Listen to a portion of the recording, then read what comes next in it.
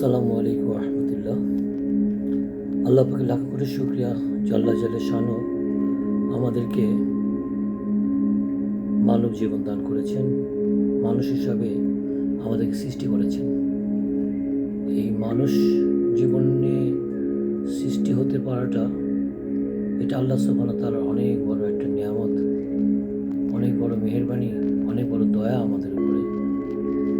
কারণ আমাদের জন্মের পূর্বে আমরা এমন কোনো ভালো কাজ করিনি যে কারণে আমাদেরকে তিনি মানুষ হিসাবে জন্ম দিয়েছেন, কিংবা জন্মের আগে আমরা এমন কোনো আল্লাহর কাছে আবেদন করিনি যার জন্য আমরা এই দুনিয়াতে মানুষ হিসাবে জন্মগ্রহণ করতে পেরেছি।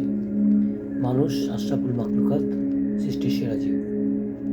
আল্লাহ সুবহানাহু ওয়া তাআলা মানুষকে অসীম ক্ষমতার অধিকারী করে তিনি দুনিয়াতে তার প্রতিনিধি হিসাবে দুনিয়াতে পাঠিয়েছেন।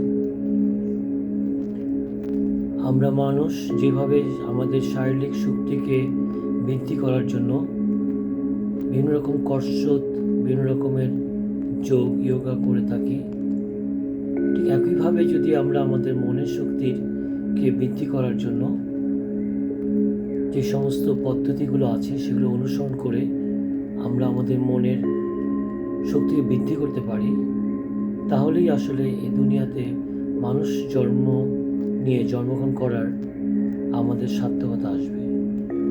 আমরা জানিই না যে আসলে মানুষ হিসাবে আমার মানসিক শক্তির পরিধিটা কত ব্যাপক, বিশাল এবং শক্তিশালী।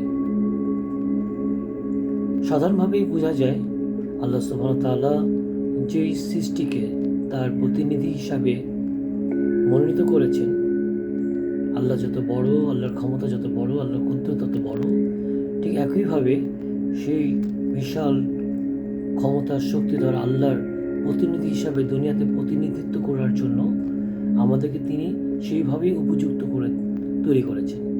কিন্তু আমাদের এই বিষয়গুলোর প্রতি চর্চা না থাকার কারণে আমরা স্বাভাবিক আর 10টা সাধারণ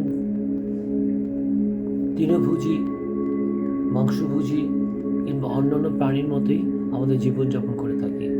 তাই আমরা আমাদের মনকে, দেহকে মনের সাথে একত্র করে আমরা আত্মার যত গভীরে যেতে পারবো, আত্মার যত সান্নিধ্যে যেতে পারবো, আত্মাকে আমরা যত বেশি চিনতে পারবো, ততই আসলে আমরা মানবিকভাবে মানসিক শক্তিতে উন্মোচিত হব, প্রসারিত হব। তাই আমাদের এই মানব শক্তিকে জানা, বোঝার জন্য, আয়ত্ত করার জন্য আমাদের কিছু কৌশল, কিছু পদ্ধতি অনুসরণ করা দরকার। সেই পদ্ধতি, কৌশলগুলো অনুকরণ করার জন্য আমরা আপনাদের সাথে